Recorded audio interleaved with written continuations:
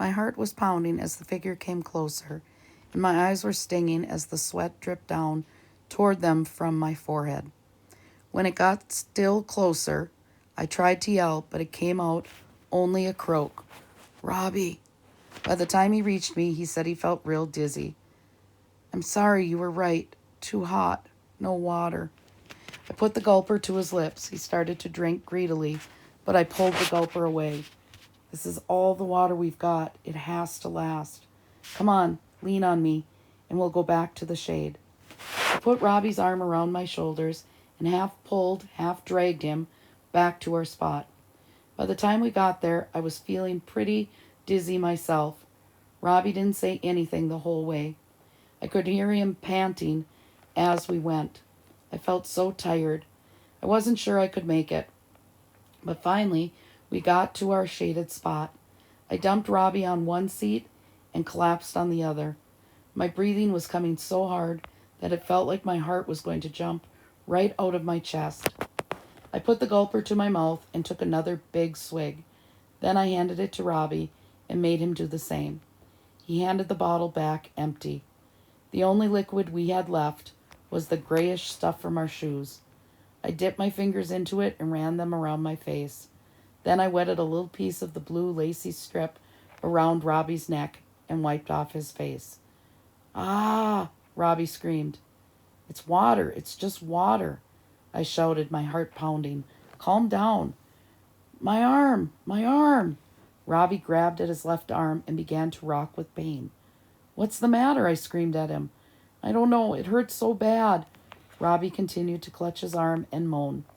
I pried his fingers from his arm and could see a big red spot that was swelling even as I watched. In the middle of the red was an almost white spot and what looked like a little puncture hole. I couldn't see a stinger, but I was pretty sure something had bitten or stung Robbie. In Boy Scouts, we had learned that there were 36 different kinds of scorpions in Arizona, and one of them was real poisonous. Think, I told myself. What else did I remember about scorpions? I couldn't think of anything. Meanwhile, Robbie kept moaning. It hurt so much. I tried to think what I knew about any kind of bites. All I remembered was that Mom used baking soda paste if we ever got a bee sting, but that didn't help much because we didn't have any baking soda out here. Ice helped too, but we certainly didn't have any of that. I thought about something I had heard about soothing pain with aloe from the cactus, but who knew what kind of cactus that was? Hey, Robbie, it's okay, I said, hoping my voice didn't sound as scared as I was. Really, it's just a little bite or something. It'll go away. Robbie was crying. It was a scorpion, huh? I know it was. Did you see it? Oh, Scott, I know I got poisoned. Nah, I lied. I know what a scorpion bite looks like, and this isn't one. It was probably just a dumb old ant or something. It'll stop hurting in a few minutes. I looked at the swelling spot on Robbie's arm again. It didn't look like any ant bite I'd ever seen, but I had never seen a scorpion bite at all. I crossed my fingers and prayed that this bite was nothing.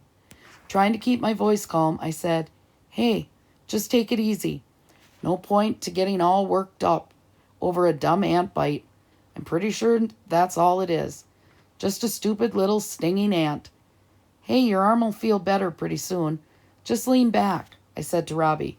Try to think about something else. Easy for you to say, Robbie muttered. Besides, this hurts too much to be from some little old ant. Then he didn't say anything more. He just bit his lip and continued to rock back and forth, holding his left arm. I wanted to say something to make it better, but I couldn't think of anything else to say. So I just patted Robbie's shoulder and hoped I was right about it being an ant. It got real quiet. I'm not sure if we slept or not. I was feeling pretty dizzy. The sun was making everything dance in wavy lines, and I didn't know if only a few minutes or a few hours had passed when I heard Robbie say, Scott? His voice was barely there.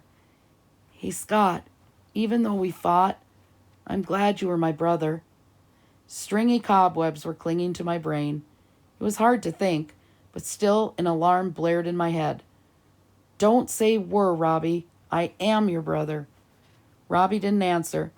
It took so much effort to move, but I made myself shake his arm. Robbie, I called, but his head had dropped down on his chest. Not were, am. I screamed, but I don't know if it was more than a whisper. Please, please, you can't die. My eyes were just slits by now, and I tried to shake my head so I could make my eyes clear and see right, but they wouldn't work. Somehow I managed to grab for the can of gray water. Maybe if I could just cool Robbie off. I took the can and poured some water over Robbie's head. He stirred, but only a little. Come on, Robbie. Don't do this. I forced the can to Robbie's lips and poured a little of the liquid down his throat.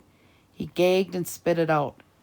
I tried to see whether the spot on his arm was better, but my eyes wouldn't focus right. I knew I wasn't much better off, and so I forced the little liquid left into my own parched and swollen lips. I fought waves of nausea as it went down, and then I retched.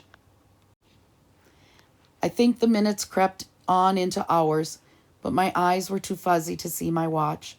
My head buzzed and my legs felt too rubbery to ever stand up again. I was so tired. I had never been this tired in my whole life. I just wanted to sleep, but I had to do one last thing. Fumbling, I felt for the pencil and paper on the ground. When I found them, I forced my fingers to pick them up.